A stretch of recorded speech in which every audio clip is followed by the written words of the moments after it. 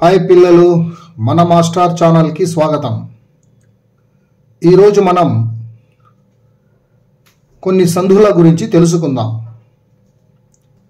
మొదట లు లా నా ల సంధి. లు లా నా ల సంధి సూత్రం. లు లా నా లు పరమైనప్పుడు ఒకానొకచో మూవర్ణానికి లోపం, తత్పూర్వస్వరానికి దీర్ఘం విభాషణగు. ఇది సూత్రం. ఇప్పుడు ఉదాహరణ చూస్తే మనము పుస్తకము ప్లస్ లు చూడండి. ఇందులో మూవర్ణము అనేది లోపమైంది. మూవర్ణం అనేది వెళ్ళిపోతుంది, ము అనేది వెళ్ళిపోతుంది. తత్పూర్వస్వరం అంటే దానికి ముందుండేది క అనేది దీర్ఘం వస్తుంది అనమాట, కా అవుతుంది. ఎలాగ చూడండి, పుస్తకాలు క అనేది కా అయిపోయింది, ము అనేది లోపించింది, ఆ లు అనేది అలాగే వచ్చేసింది. మూవర్ణం లోపమైంది, తత్పూర్వస్వరానికి దీర్ఘమైంది. ఆ విధంగా పుస్తకాలు అయిపోయింది అనమాట. అలాగే ఉత్తరములు చూడండి, ఉత్తరము ప్లస్ లు, ఉత్తరము ప్లస్ లు, మూవర్ణం లోపము, రా అనేది దీర్ఘము, కలిపితే ఉత్తరాలు. ఇంకొకటి తత్వము ప్లస్ లు, మూవర్ణం లోపము, దాని పూర్వస్వరానికి త్వా దీర్ఘము, కలిపితే తత్వాలు.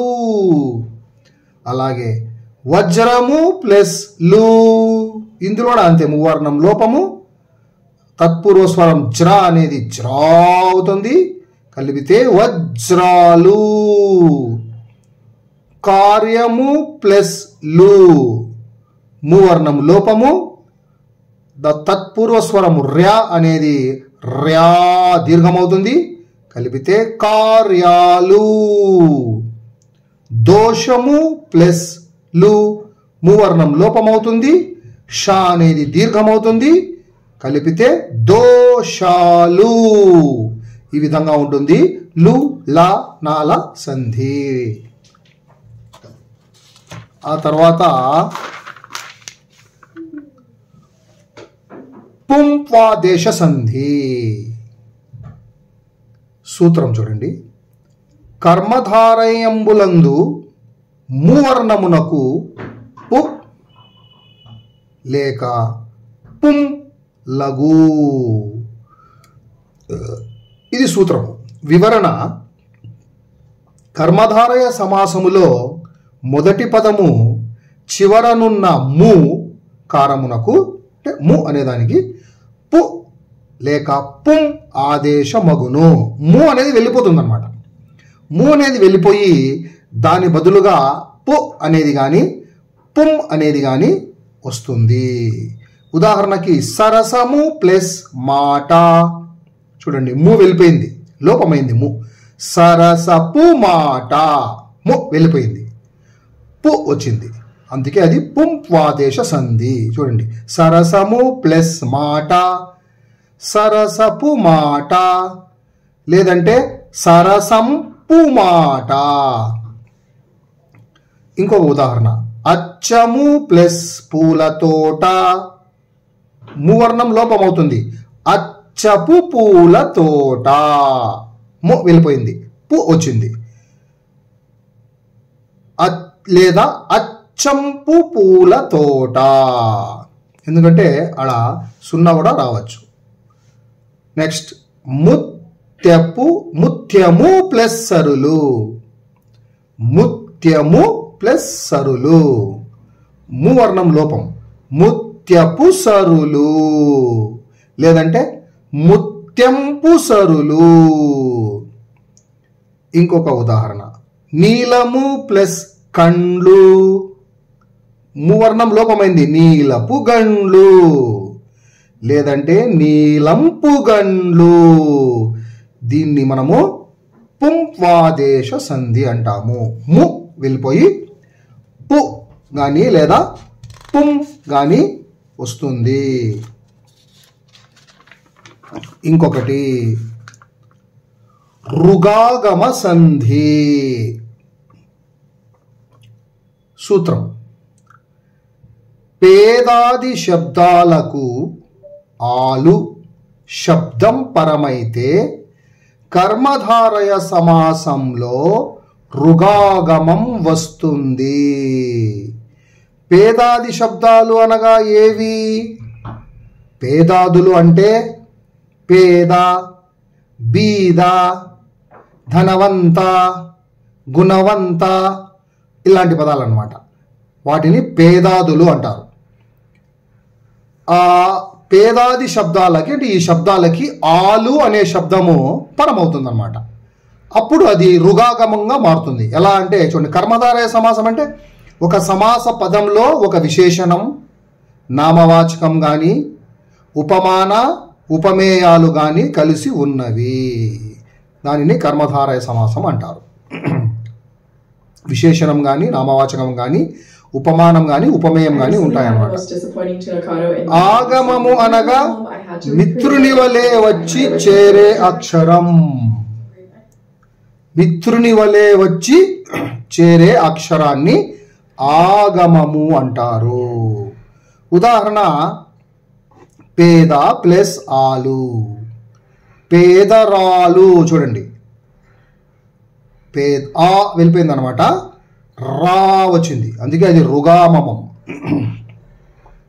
బీద ప్లస్ ఆలు, బీదరాలు. చూడండి, ధనవంత ప్లస్ ఆలు, ధనవంతురాలు.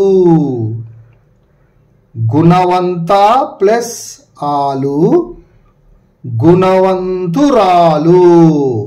ఈ పేద ప్లస్ అనేది ఆగమమైంది ఆడ, అంటే మిత్రుని వలె వచ్చి చేరింది అనమాట ఆ అక్షరం. కాబట్టి పేద ప్లస్ ఆలు ఆ వెళ్ళిపోయి అది రాగా మారుతుంది, పేదరాలు అవుతుంది. బీద ప్లస్ ఆలులో ఆ వెళ్ళిపోయి బీదరాలు అవుతుంది. ధనవంత ప్లస్ ఆలులో ఆ వెళ్ళిపోయి ధనవంతురాలు అవుతుంది. గుణవంత ప్లస్ ఆలులో ఆ వెళ్ళిపోయి గుణవంతురాలు అవుతుంది. నెక్స్ట్ ఇంకొకటి తర్వాత టుగాగమ సంధి. టుగాగమ సంధి సూత్రం చూడండి.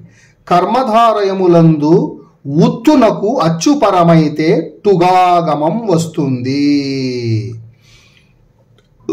కర్మధారయ కర్మధారయంలో ఉత్తునకు అచ్చుపరమవుతుంది అన్నమాట. ఇప్పుడు ఉదాహరణకి తేనె ప్లస్ ఈగా, తేనె టీగా. చూడండి, తేనె టీగా ఈ వెళ్ళిపోయి టీ వచ్చింది, అందుకే టుగాగమ సంధి. నిలువు ప్లస్ అద్దము, నిలువు ప్లస్ అద్దము, నిలువుటద్దము. చిగురు ప్లస్ ఆకు, చిగురుటాకు.